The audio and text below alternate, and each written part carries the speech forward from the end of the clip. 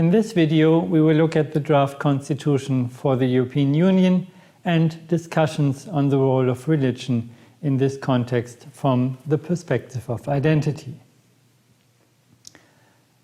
A constitution is central not only for granting certain civil rights, but also for the development of a political identity.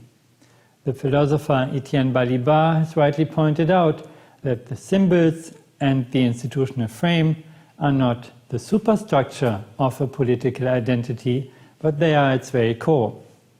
The Treaty of Lisbon, which was signed in 2007, is not an official constitution of the European Union, since with the failed referenda on its text in the Netherlands and France in 2005 and the following debates, no agreement could be reached.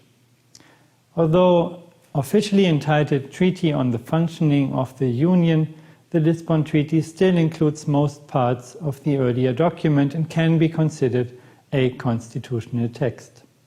Article 210 grants everybody the freedom of thought, conscience and religion, which includes the right to change religion and belief, and the freedom either alone or in community with others and in public or private to manifest religion or belief in worship, teaching, practice and observance.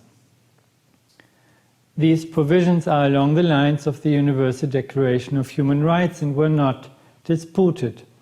And as we have heard in this lecture this week, they correspond then to the provisions according to German law, for example. Interestingly, however, there was a long debate about whether or not God could and should be explicitly mentioned in the preamble.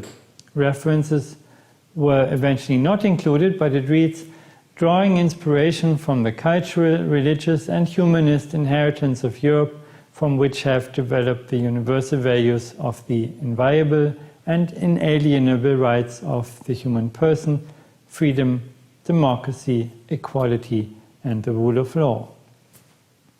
In a critical reading, one could remark that with the idea of universal values that sprang from European heritage, the text terminology builds on teleological and Eurocentric approaches to history.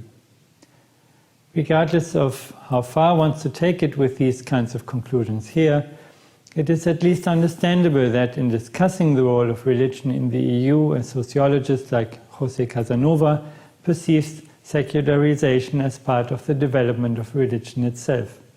He speaks of a de-churching that does not necessarily say anything about how religious or not a society and its politics in fact are, and you can hear more about his positions further in the interview that is part of this course. According to a Eurobarometer poll from 2014, as much as 5% of Europeans asked consider religion an important aspect of their values. Human rights, peace, respect for human life were all mentioned by around 40%. That does not mean that religion is not important. And it does not mean that the fact that many refugees coming to Europe now are Muslims does not affect the debate on their treatment. We will get back to this case and will conclude here by referring to what Casanova and many others rightly asked for, and that is an open and honest debate on the role of religion in Europe in order to constructively overcome difficulties when dealing with the cases like EU-Turkey relations or the so-called refugee crisis.